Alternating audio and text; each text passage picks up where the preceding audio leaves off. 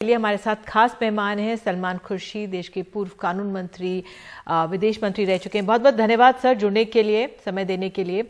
Sir, आपका इस चरण के लिए क्या आंकलन है, खासतौर से जैसे रायबरेली की सीट आती है, कांग्रेस के लिए बहुत अहम है। 6 सीटें, पिछली बारी 2 सीटें जीती थी और जो 2 विधायक जीते थे वो अब बीजेपी में चले गए। तो उस लिहाज से आपका आंकलन कांग्रेस के प्रदर्शन को लेकर कैसा है? देखिए, हमने शुरू से कहा है कि एक बड़ी कठिन चुनौती का सामना करते हुए हम इस चुनाव में उतरे हैं। हमने बहुत सोच बूझ कर ये फैसला किया कि अपनी पार्टी को सशक्त करने के लिए हमें हर जगह चुनाव लड़ना है। हम बहुत समय से हर जगह चुनाव नहीं लड़े थे। जहाँ जहाँ बार बार हमने समझौते किए, उस कारण हमने अपने कार्यकर्ता को निराश किया था। तो हम हर जगह लड़ रहे हैं और एक नई दिशा से लेकर लड़ रहे हैं। हमने 40% महिलाओं को हमने भागीदारी दी है इस चुनाव में, और उसी के साथ साथ हमने प्रयास ये किया है कि हम फोकस विकास की बातों पर रखें। अब ये इसका कहाँ कहाँ तक प्रभाव पड़ता है, कितना हम जनता को इस बात पर ला पाते हैं और इस दिशा में ले जा पाते हैं, ये सब परिणाम आएंगे तब पता लगेगा। हर जगह हम दिख रहे हैं, हमको कितना आपने कहा कि हम दिख रहे हैं और आपने 40% महिलाओं की सीट की बात की, लेकिन आज ही बीजेपी की तरफ से एक प्रेस कॉन्फ्रेंस होती है और खास तौर से जिक्र किया जाता है जो प्रियंका गांधी की थीम है, लड़की हूं लड़ सकती हूं। कहा गया इस प्रेस कॉन्फ्रेंस में बीजेपी की तरफ से कि इसका कुछ असर होने वाला नहीं है। जो पोस्टर गर्ल थी वो तो खुद चली गई बीजेपी में, तो क्या मायने हैं इसके? पोस्टर गर्ल से एक आइडिया पोस्टर गर्ल नहीं होती है। पोस्टर गर्ल जो बनी थी, अगर वो रहती तो अच्छी बात रहती, लेकिन नहीं रही। जो आइडिया है, जो विचार है, उस विचार को कोई पोस्टर गर्ल ना समाप्त कर सकती है ना बढ़ा सकती है। उसमें थोड़ी बहुत वृद्धि हो सकती है लोगों की रुचि में, और लोगों का जो एक परसेप्शन है उसमें हो सकता है, लेकिन ये एक दूरगामी निर्णय है। हो सकता है इसका तत्काल प्रभाव ना हो सकता है समय लगे, लेकिन ये जिसको हम गेम चेंजर कहते हैं वो हो चुका है। अब कभी इससे पीछे हटना संभव नहीं होगा और पार्टियां इससे जुड़ती चली जाएंगी, ऐसा हमारा मानना है। और बिल्कुल आपने कहा कि ये गेम चेंजर है, लेकिन जो प्रियंका गांधी, जिस तरह से आपने कहा कि कांग्रेस इस बार दिख रही है, वाकई में दिख रही है, प्रियंका गांधी पूरी कोशिश कर रही है, लेकिन राहुल गांधी अब नजर आए। जब वो संत रविदास जी की जयंती थी तब जाके वो नजर आए, तो कांग्रेस ने पूरी ताकत नहीं लगाई अपनी उत्तर प्रदेश में। फिर आप ये कह दीजिए कि सोनिया जी नहीं आई, आप ये कह दीजिए कि फला चिदम्बरम नहीं आए, आप ये कह दीजिए कि जयराम रमेश नहीं आए। अरे हरेक को एक चुनाव के समय में हरेक को एक दायित्व सौंपा जाता है। चिदम्बरम जी इस वक्त गोवा में हैं, जयराम रमेश मणिपुर में है, कल मैं मणिपुर चला जाऊंगा। तो कल आप ये कह दें कि यूपी को छोड़ के मणिपुर चले गए। जिसकी जहां उपलब्धि हो सकती है उसको वहां हम पहुंचाने का प्रयास करते हैं।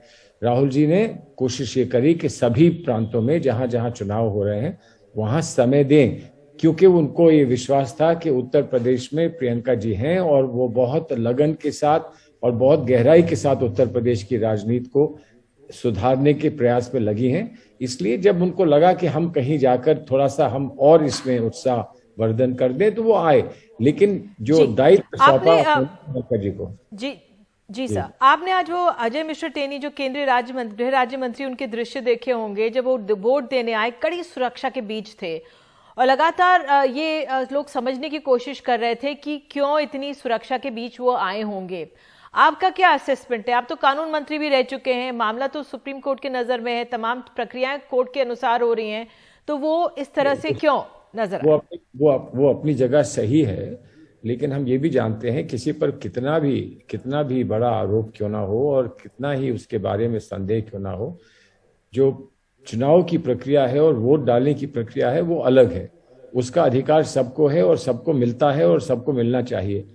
लेकिन अब ये उनकी समझ है और जो प्रशासन है उसकी समझ है कि इनके आने से क्या वहां पर कुछ कानून व्यवस्था बिगड़ सकती है, इनके आने से शांति भंग हो सकती है। ये उनकी समझ है और उनकी समझ होते हुए एक निर्णय लिया गया होगा कि हमको ऐसे ऐसे प्रबंध करने हैं। हमको उससे कोई आपत्ति नहीं है, वो प्रबंध करें, अच्छी बात है, कोई अशांति ना पैदा हो, वो अच्छी बात है। हम भी ऐसा चाहते हैं। हम सिर्फ जवाबदेही चाहते हैं, हम अशांति नहीं चाहते। जी, जवाबदेही चाहते, अशांति नहीं। सर, आज ही गृह मंत्री अमित शाह ने कहा है, उन्होंने एक तरह से बीएसपी की वकालत की, कहा कि उसको कमतर करके नहीं आंकना चाहिए। इस पे बीएसपी की तरफ से जवाब भी आया, क्योंकि बी टीम की आरोप लगा है बीएसपी पर। आपका क्या आंकलन है?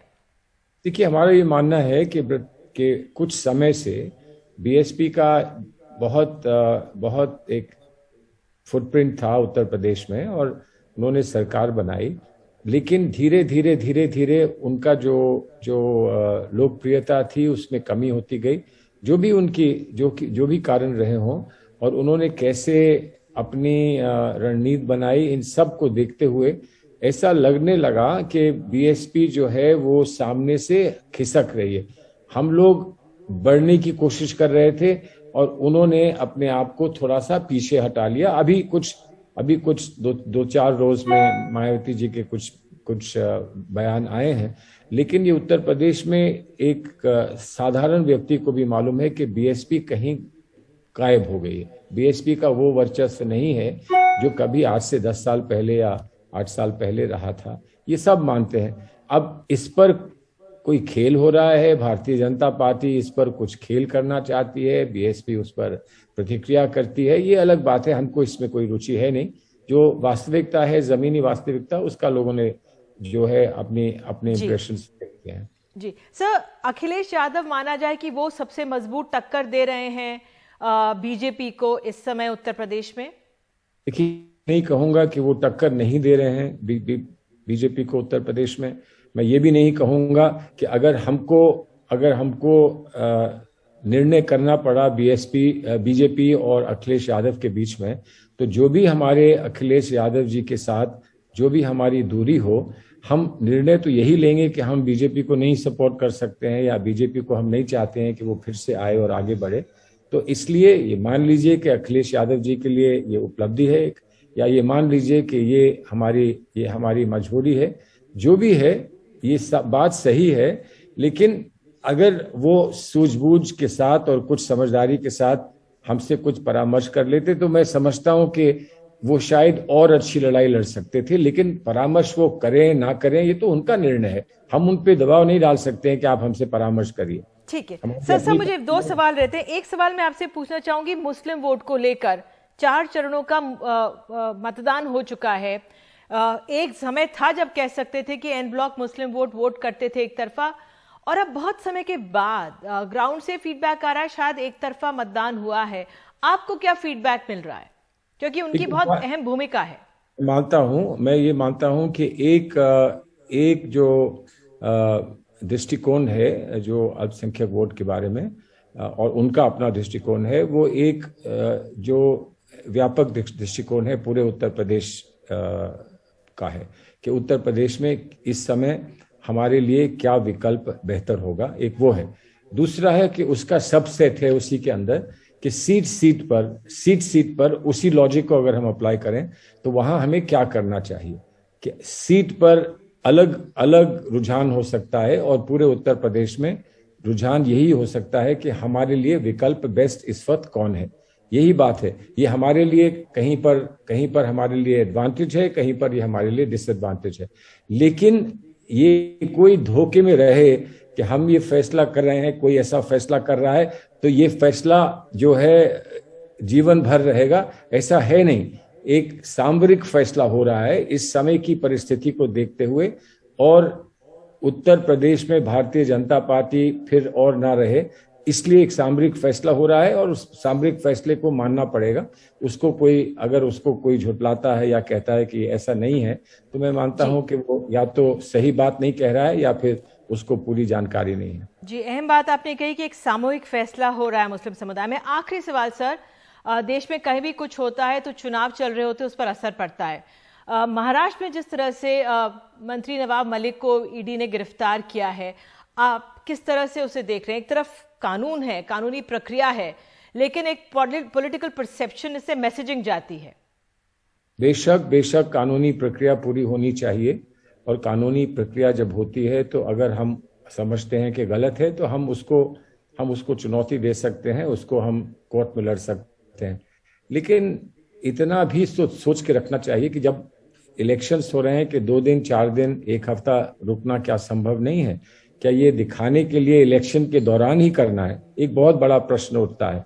चाहे वो किसी की गिरफ्तारी हो, किसी पर कोई कार्रवाई हो, कानूनी कार्रवाई हो, या फिर जो कर्नाटक में और जगह पर जो विषय उठाए जा रहे हैं, क्या ये आज विषय उठाने की आवश्यकता है? क्या ये आज से 10 दिन बाद नहीं हो सकता था? क्या ये आज से 2 महीने पहले नहीं हो सकता था?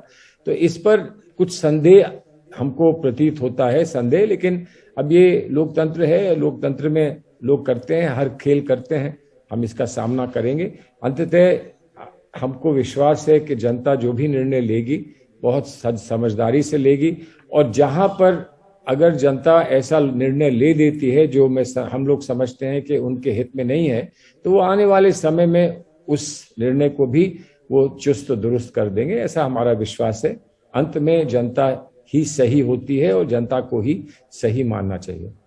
बिल्कुल, बहुत बहुत धन्यवाद जुड़ने के लिए, एनडीटीवी इंडिया के साथ समय देने के लिए और अपना आंकलन उत्तर प्रदेश चुनावों पर देने के लिए। बहुत बहुत शुक्रिया आपका।